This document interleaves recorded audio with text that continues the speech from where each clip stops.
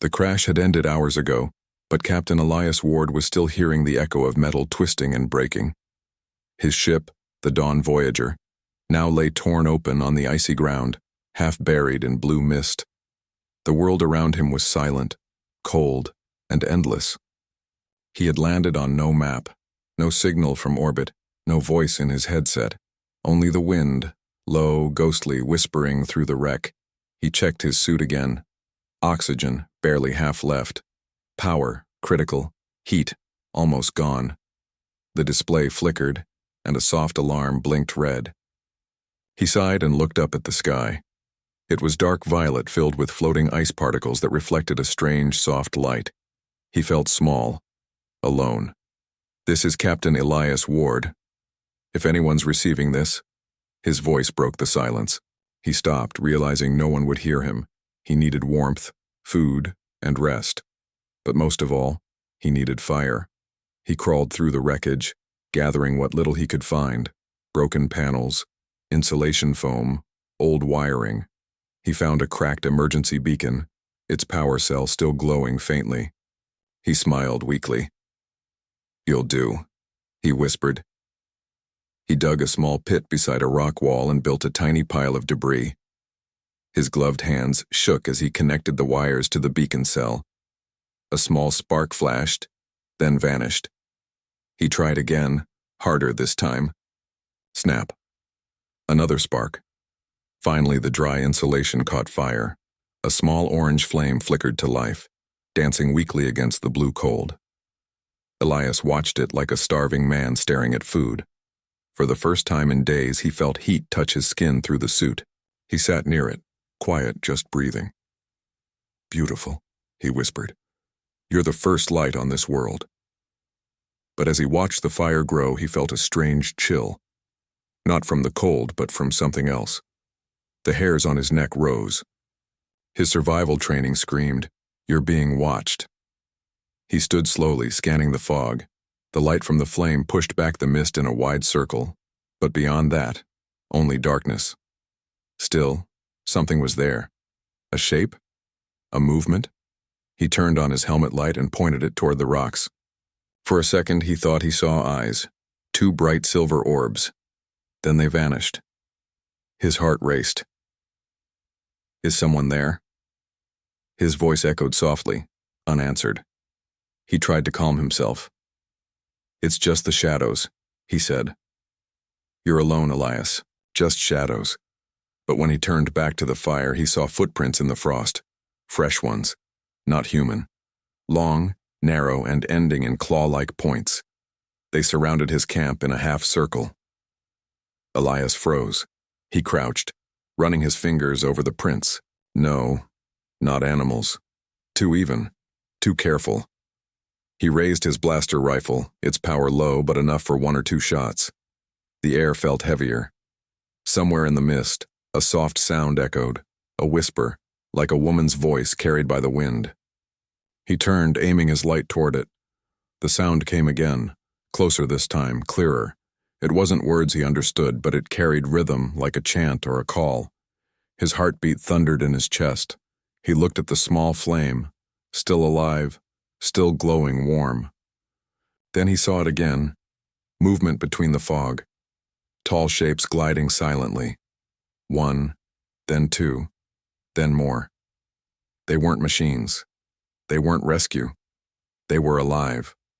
The shapes stopped just beyond the light's edge. He could barely make out. Outlines. Tall, graceful figures with long hair that shimmered white in the fire's glow. They stood still, watching. One of them raised something like a spear or a bow. Elias took a slow step back, gripping his weapon tightly.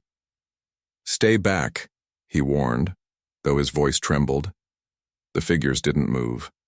The silence stretched until even the wind seemed to hold its breath. Then, an arrow struck the ground near the fire, sending sparks into the air. Elias jumped back, heart pounding. The figures melted back into the mist, disappearing as quickly as they appeared. For a long moment, only the fire crackled. Elias, slowly, lowered his blaster and stared at the arrow, black, carved from crystal, humming faintly with energy. He looked up into the mist again and whispered, Guess I'm not alone after all. The firelight flickered across his face, the orange glow reflecting in his eyes. In that glow, one thing became clear. His small human flame had been seen. And now, the hunters of this world were coming to find the man who lit it. The fire still burned, small but stubborn, when dawn came to the frozen world. Captain Elias Ward had not slept. Every few minutes he turned his head toward the fog, listening for movement. The alien arrow lay beside the fire, its sharp edge glowing faintly blue in the half-light. He picked it up carefully. The crystal was smooth, cold and pulsing with a slow rhythm, like a heartbeat. Whoever made this weapon had skill and purpose. "Who are you?" he whispered to the empty mist. His stomach growled. He hadn't eaten in almost 2 days. He tore open an emergency ration bar, chewing without taste.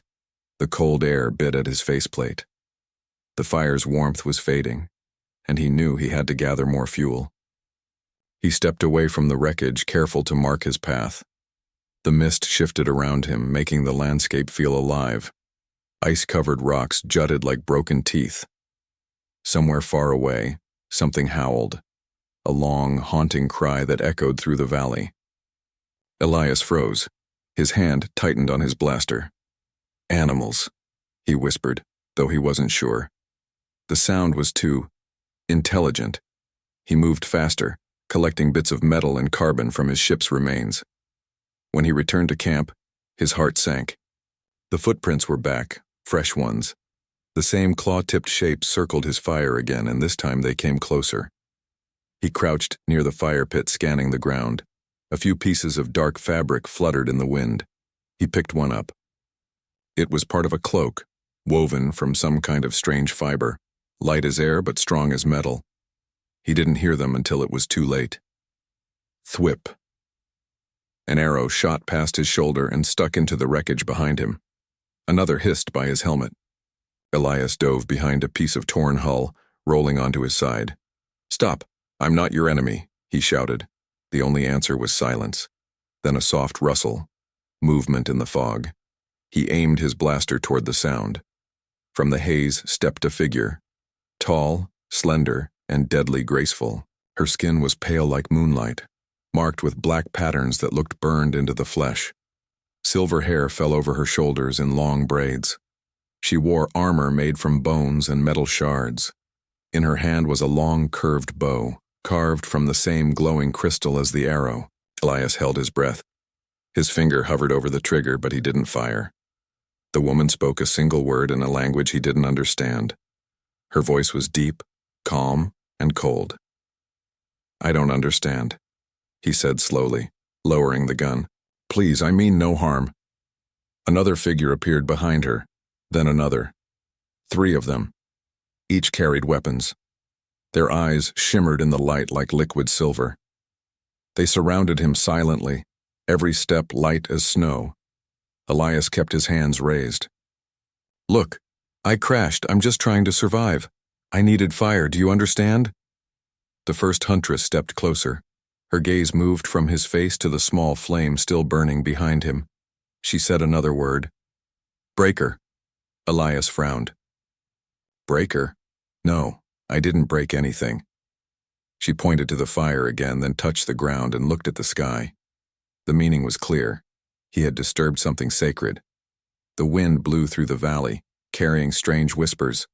The other 2 huntresses moved forward, their bows still drawn. Elias's blaster trembled in his hand. "If you're going to kill me," he said quietly, "just make it quick." The leader tilted her head, curious at his tone. She looked into his eyes for a long moment, then gestured to the others. They lowered their weapons, but not completely. One of them stepped behind Elias and took his blaster from his grasp. He didn't resist. He knew one wrong move could end him.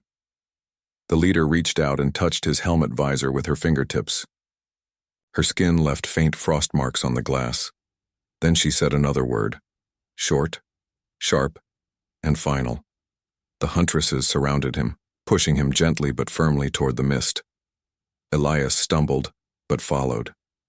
"Where are you taking me?" he asked, but no one answered. As they disappeared into the fog, he looked back at his camp one last time. The little fire still burned, flickering like a heartbeat in the cold. He didn't know it yet, but that small light had done more than save his life. It had called an entire tribe from hiding.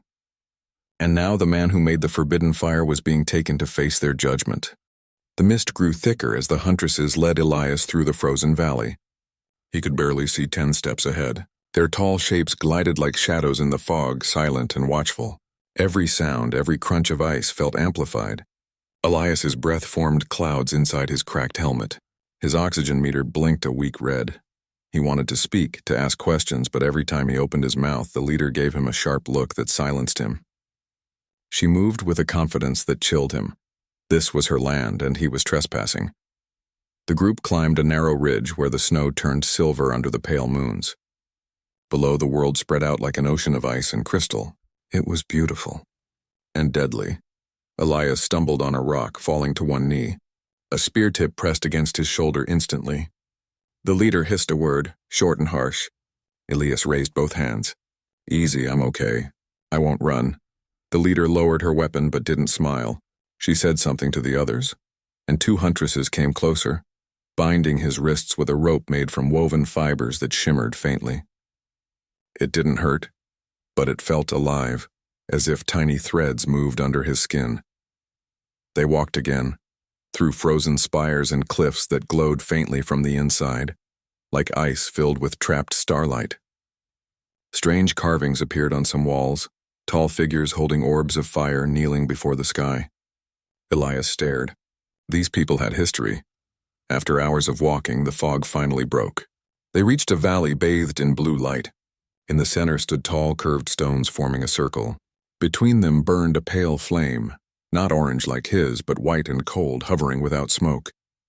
The leader stopped before it and spoke softly. The others bowed their heads. Elias realized this was a sacred place. He took a slow breath. "You think I disrespected your fire, but I didn't mean to," he said quietly, even though they couldn't understand. "I was freezing. I just wanted to live." The leader turned to face him. Her eyes glowed faintly silver under the moonlight. She stepped close, so close he could see the thin scars along her cheek. She said something again, tapping her chest. "Vale," she repeated firmly. Then she pointed at him. Elias hesitated, then understood. "Elias," he said. She repeated it carefully. "Elias." Her voice softened slightly on the last syllable. A small connection formed, fragile but real. She gestured for him to follow her to the center of the circle. The white flame reflected in her eyes as she spoke to the other huntresses in low tones. They spread out, forming a ring around him. Elias felt trapped but didn't resist. He wanted to show he meant peace. Vile reached toward the sacred flame and dipped her fingers through it. The light didn't burn. It shimmered around her hand like water. She then pointed to Elias's chest and said something in a stern tone. He understood the meaning without words. "You brought fire to our land. Fire is forbidden." Elias looked down. "I didn't know," he said softly. "I was dying. Fire is life." He mimed warmth with his hands, then pressed them to his heart. Vael watched him, her expression unreadable. The other huntresses murmured among themselves. Then one of them stepped forward, a younger woman with shorter braids and curious eyes. She pointed at his helmet, then the sky, and made a whirring motion with her fingers, imitating an explosion. She must have seen his ship crash. Elias nodded. "Yes, my ship fell. Boom." He motioned downward with both hands. She tilted her head, fascinated, and said a few words that made the others laugh softly. Even Vale's lips twitched faintly. For a moment, the tension eased, but it didn't last. From the cliffs above came a deep, rumbling roar. The ground trembled slightly. The huntresses froze, their eyes darting toward the darkness beyond the stone circle. Vael barked an order. 2 of her warriors drew bows. Another grabbed Elias's arm. "What now?" he whispered. Shapes moved in the shadows, large, 4-legged, their eyes burning blue like the sacred flame. One creature stepped into view, a massive beast covered in ice-black fur and bone plates. Its mouth dripped frost as it growled. The huntresses fired arrows that glowed in flight, striking the creature's hide, but it barely flinched. Elias's instincts kicked in. He pulled free from the rope and grabbed a metal shard from the ground. Vael shouted something, probably telling him to stay back. But Elias had seen enough death to know hesitation kills. He ran toward the wreckage of an old metal pillar, ripping out a small power cell from his gear. Sparks flew. The beast lunged toward him. He jammed the cell into the ground and hit his emergency igniter. A burst of orange fire erupted, blinding in the cold night. The beast reared back with a roar, startled. Flames reflected off the crystals, lighting up the valley like a sunrise. The huntresses stared in awe. Vial turned toward Elias, her eyes wide, not with anger, but with something else. Wonder. He shouted, "Fire can protect, not destroy." His voice echoed across the valley. The creature backed away into the mist, growling until it finally disappeared. Silence returned, only the fire crackled now. Elias stood there, chest heaving, holding the smoking igniter. The orange glow painted his face, and the huntress's silver eyes shimmered in its reflection. Vial walked slowly toward him. She said nothing for a long time, only staring at the flame. Then she reached out her hand, hesitant, uncertain, and touched the fire's warmth. For the first time, she didn't pull away. She looked at Elias and whispered his name softly, almost like a question. "Elias." He smiled tiredly. "Yeah, that's me." Vial looked at the fire again, then spoke to her warriors. They lowered their bows. The young huntress who had laughed earlier smiled openly. Her eyes filled with curiosity instead of fear. Elias knew things had changed. He was no longer just the breaker. Now, he was something else, something new. In the cold heart of an alien world, one small flame had started a connection that neither side would ever forget. And though he didn't know it yet, that moment, the human and the huntress standing side by the fire, would be remembered in their legends forever. The night after the creature's attack was silent again, but not peaceful. Captain Elias Ward sat near the dying embers of his fire, wrists still bound, surrounded by the tall huntresses. Their eyes never left him. He could feel their questions pressing into him even though none spoke his language. When dawn touched the ice, Vial, their leader, gave a single command. The warriors formed a ring around Elias. One of them placed her hand on his shoulder and nodded toward the mountains. He understood. They want me to move. They walked for hours through glittering caverns of frozen light. The air grew warmer as they descended into a maze of caves where blue crystals pulsed softly on the walls. It felt alive, like walking inside a breathing creature. The further they went, the louder a low humming became, as if the planet itself was singing. Finally, they entered a vast chamber. Hundreds of glowing pillars surrounded a circular platform of stone. In the center burned a white flame, steady and pure. Around it sat a dozen elder huntresses, their faces marked with dark lines that told years of battle and wisdom. Vial gestured toward the center. Elias hesitated but stepped forward. The floor felt warm under his boots. The elders began to chant, voices blending like wind and thunder. The sound echoed in his chest, deep and powerful. One of the elders pointed at him and said a word again and again. "Breaker. Breaker." The others joined her.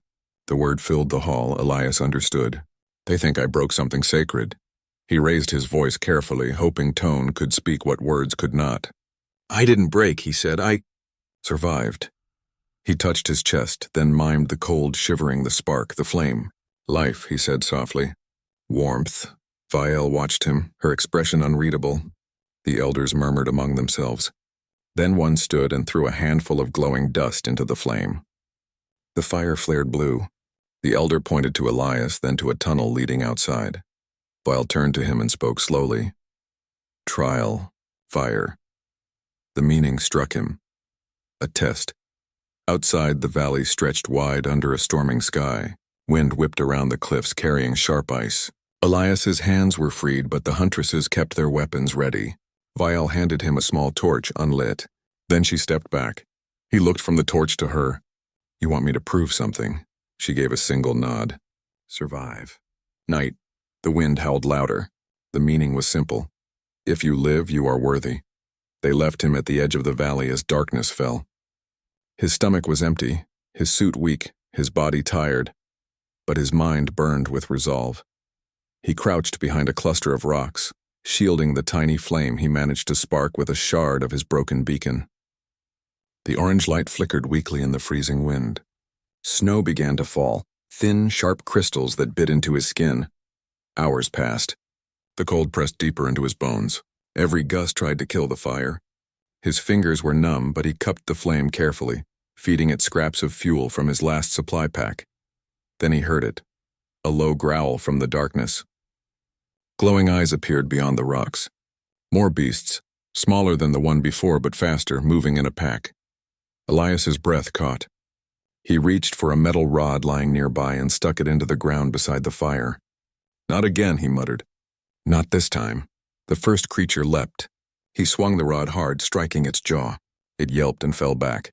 The others circled, snarling. Elias grabbed a fuel canister and poured a thin stream into the fire. The flame roared higher, lighting the entire valley with orange light.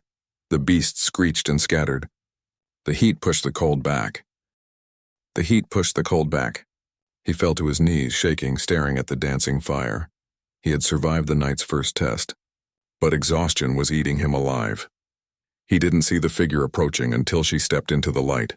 Arla, the young huntress who had laughed earlier. She carried a bundle of sticks and crystals.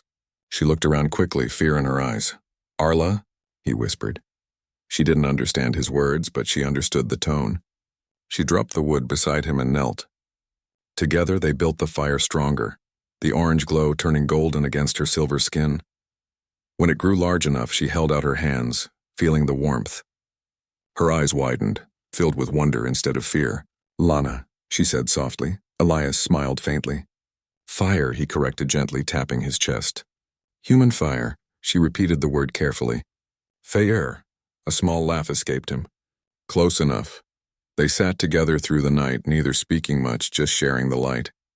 The snow turned to mist and the stars began to fade as dawn approached. When the first rays touched the valley, Vielle and the other huntresses appeared on the cliffs. They looked down at the scene, Elias alive, Arla beside him, the great flame burning bright. Vielle's expression was unreadable as she descended. She stood before the fire, her eyes reflecting its glow. Slowly, she reached toward it as she had before and let the warmth wash over her fingers. Then she looked at Elias and said one word. Softly, but the wind carried it clear. "Protector." Elias blinked, unsure if he heard right. Vielle turned to her warriors and spoke a longer command. The others lowered their weapons. Arla smiled at him and touched her heart, then pointed to the flame. "Life," she said in halting English. He felt a lump in his throat. "Yeah," he whispered. Life, the trial was over. The fire that once marked him as an enemy had now made him something more. A symbol, a bridge between two worlds. As the huntresses led him back toward their caves, the great flame still burned behind them, rising higher against the morning sky. From far away, that bright orange glow looked like a signal, an impossible warmth shining through alien cold. It was the same light that would soon guide ships orbiting above to his location, but for the huntresses, it had already done something greater. It had brought their forgotten warmth back to life. The huntresses marched in silence, their long cloaks trailing across the frost. Captain Elias Ward walked among them, still weak but free of ropes now. Since the trial, the air between him and the alien warriors had changed. They no longer looked at him with pure suspicion, only wary curiosity. Vielle, their leader, moved ahead like a spirit born of the snow. Beside Elias walked Arla, the young huntress who had shared his fire. She glanced at him often, as if trying to understand the strange warmth that followed him. They were returning to the great valley where the sky glowed pale green. There beyond the cliffs waited something darker. The elders had called it the breath of winter, a storm that came once every cycle. To survive it was the final test for any warrior or stranger. When they reached a ridge, Vielle stopped and pointed toward the horizon. A gray wall of cloud moved across the world, slow and alive, eating the light. Thunder rolled like deep drums. Arla whispered a word that Elias didn't know, but her tone said everything. Fear. Vielle turned to him. "Human fire, strong?" Elias nodded carefully. "Strong enough if we build fast." The huntresses watched as he opened a small supply pack from the crash site. Inside were broken circuits, a cracked reactor cell, and a few metal panels. He began to work quickly, using scraps to form a circle, sealing gaps with rock and snow. Vielle frowned, confused. "You build wall?" "Shelter," he said, miming wind and cold. "Fire needs protection." She gave a slow nod. The others helped. gathering stones, setting bones of old beasts into the structure. Soon they built a dome of ice and metal around the sacred fire pit. Elias knelt in the center and struck his spark igniter. A small flame bloomed, trembling in the wind.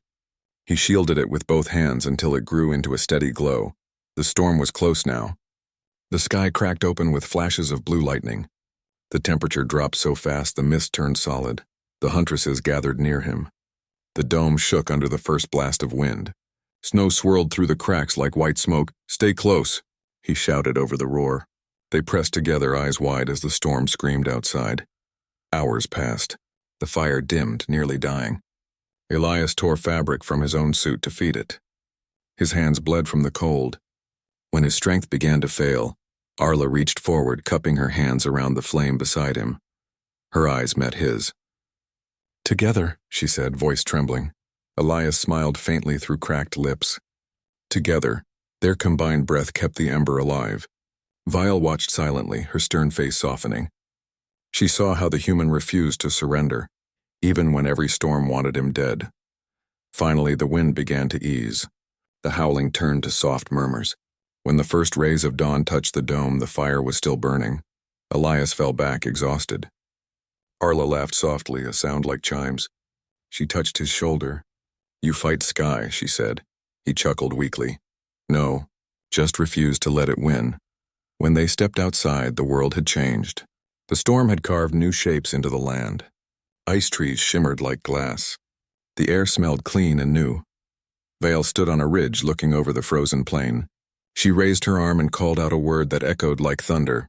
"Ward!" He walked to her side. She pointed toward the horizon where faint smoke rose. His crash site. "Home," she said.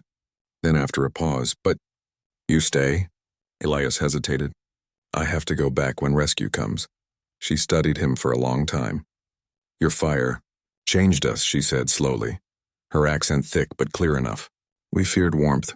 Now we see it protects." Arla stepped closer, her silver eyes glowing softly. "Fire makes life," she whispered. Elias looked between them and the valley of ice. "Maybe," he said quietly. Fire was never meant to belong to one world. From behind, one of the younger huntresses shouted. They all turned. On the distant horizon, a faint red light blinked in the sky.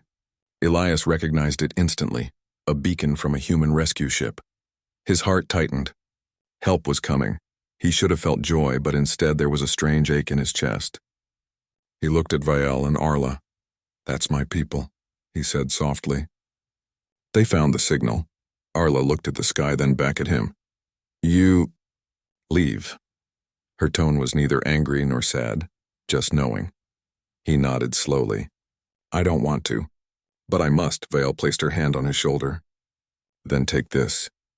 She handed him a small crystal shard carved with flame patterns, their symbol of life. "Our fire, with you." Elias took it carefully. "I'll carry it home." The ship descended through the clouds hours later, cutting through the mist with silver wings. Elias turned one last time toward the huntresses. The fire burned bright behind them, its light spreading across the ice. He saluted softly. "For what it's worth," he said, "thank you for believing." Arla raised her hand in return, palm open toward the flame. Vial nodded once. "Human light," she said. "Never die." As he climbed aboard the rescue shuttle, the engines hummed. The planet grew smaller beneath him, the blue mist swirling like a sea. Through the window, Elias saw it, a single bright spot of orange far below. The fire he had lit still burned. He smiled faintly. "Stay warm," he whispered. The comm officer asked, "Sir, what's that light down there?" Elias looked out, his voice calm but proud. "That," he said, "is proof humanity's fire can reach any world, and be welcomed." The shuttle rose higher, leaving the alien world behind. But down below in that frozen valley, the huntresses gathered around the flame, whispering the human's name. For them, it was no longer just a symbol of danger. It was hope. The rescue shuttle sliced through the clouds, leaving a bright trail over the frozen world. Inside, Captain Elias Ward sat by the window, watching the alien valley shrink below. His body was warm again, but his heart was heavy. The light of the fire still glowed faintly far beneath him, a spark against endless ice. He touched the crystal pendant Vial had given him. It pulsed gently like a heartbeat, Still alive, he whispered. The pilot glanced back. Captain, are you all right? You've been quiet since launch. Elias smiled faintly. Just thinking about the people down there. Locals? He nodded. More than locals. Survivors. Warriors. Friends. Outside, the planet's blue surface turned to silver as sunlight spread across the horizon. The flame in the valley gleamed like a second sun. Back on the surface in the valley below, the huntresses stood around the great fire. The storm had carved a huge bowl into the land, and at its center the human flame burned brighter than ever. Vielle stood before it, her long cloak rippling in the cold wind. Arla knelt beside the fire, adding crystal dust that made the flames glow gold and white. The breaker is gone, one warrior said softly. Vielle shook her head. He was never the breaker. He was the maker of light. They lifted their hands to the sky, where the ship was now a tiny dot fading into the clouds. For the first time in generations, the tribe did not fear the warmth on their skin. The legend of fire had changed. Aboard the human ship, the rescue vessel docked with a larger orbiting cruiser. The crew welcomed Elias with cautious curiosity. His survival was impossible on paper. How did you last this long? The medic asked, scanning his frost-scarred hands. Elias smiled tiredly. Fire, he said simply, and help from the people who were supposed to fear it. The commander leaned forward. You made contact? Yes, Elias replied. They call themselves the Huntresses. Their world was burned once by another species. Fire became their curse. When I lit mine, they thought I was death. He looked down at the glowing shard around his neck. But now maybe they'll remember fire differently. The commander nodded slowly. Then your signal did more than call us. It changed history. Weeks later, Human Fleet Command Elias stood in a wide observation hall overlooking the stars. The report of his survival had already spread through the network. Scientists debated, diplomats argued, and military officers planned expeditions. But for him, none of that mattered as much as what he remembered. The warmth of shared fire, the laughter and broken words, the night he saw trust born out of fear. He uploaded the last entry to his mission log. The light we bring should never only burn, it should warm. Humanity's flame has reached another world and they did not turn away. He paused, then added one more line. If they ever see our ships again, let them know we remember the huntresses who guarded the fire. He closed the terminal and looked out into space, where the stars shimmered like 1,000 distant campfires. Down on the planet, a new beginning months passed. The fire pit in the valley became a sacred site once more. But now its story was different. Children of the Huntresses learned to light small flames under Arla's guidance. They used it not for war but to forge tools, to cook, to bring warmth into their crystal caves. At night they would look at the sky, waiting for the metal birds to return. Arla often sat alone near the fire, turning her face to the stars. She still carried a piece of Elias's broken beacon, its light faint but steady. Vielle approached her quietly. You watch the sky again. Arla smiled. One day the sky will send another firemaker. Vielle nodded. Then we must keep the flame alive. She placed a hand on Arla's shoulder. Together they fed the fire new fuel, and its reflection danced across the valley walls. In the stars far above, Elias's cruiser drifted beyond the planet's orbit. He sat in the viewing deck one last time before they jumped to faster-than-light travel. His eyes caught the faint shimmer below, the same golden glow the sensors barely registered. He spoke softly into his recorder. Mission complete. Signal beacon no longer required, but the one we left behind will keep burning. The ship's engines roared. As the stars stretched into streaks of light, the last image burned into his mind was that of the flame, small, defiant, alive. The legend that followed years later. Travelers spoke of the world of ice where the night glowed orange instead of blue. They said that once a man from the stars brought a dying flame, and the planet itself began to breathe again. Among alien traders, the Huntresses' story spread, the human who taught fire. On distant colonies, children listened to the tale around campfires. They learned that humanity's greatest weapon was not steel or ships, it was courage and warmth. And somewhere in the frozen galaxy, the flame still burned, never fading, never forgotten. Elias's log closed with his final words. Recorded for the archives of the Human Federation, I was only one man lost in cold, but even a single spark can light a world. Fire is not our curse, it's our promise. Wherever darkness lives, humanity will bring light. The camera of imagination pulls away from the planet. A tiny orange dot glows amid the endless cold, surrounded by blue ice and stars. That dot is not just a fire. It is the beacon of humanity.